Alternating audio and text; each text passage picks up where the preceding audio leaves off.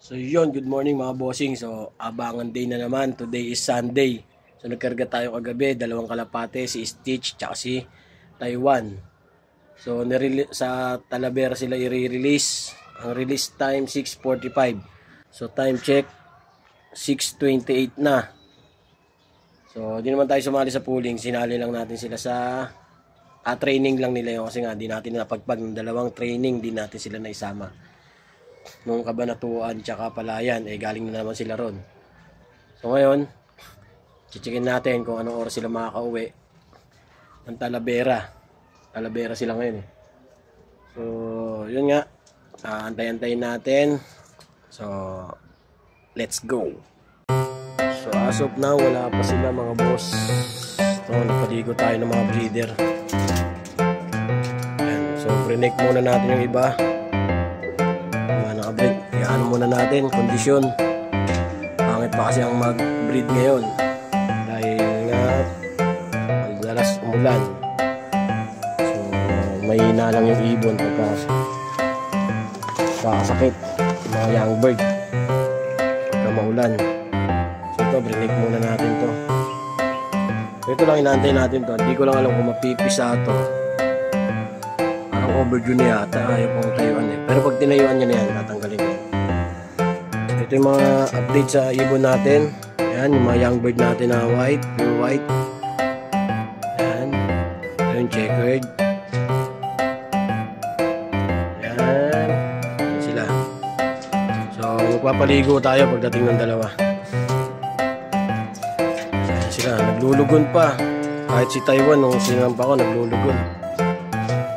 Hindi alam kung ano, makakauwi pa sila ako mamaya pa dahil nadugon. So yun mga update sa ibon natin.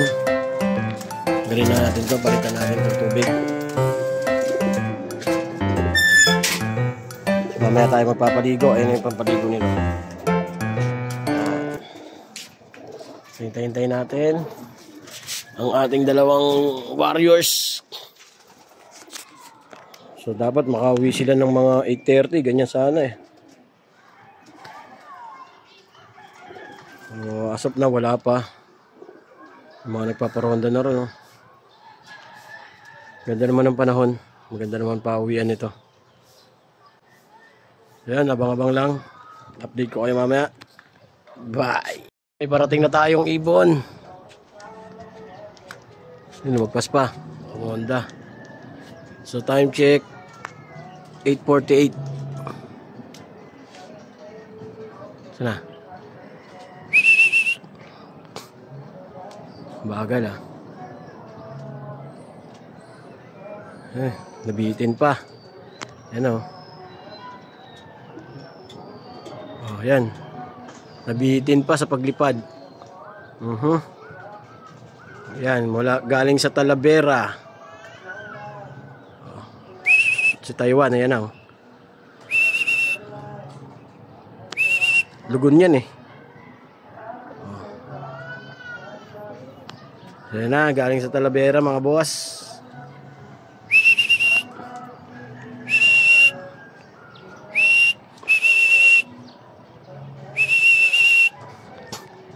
Yan lang 8:48 dumating kaso yan tambay.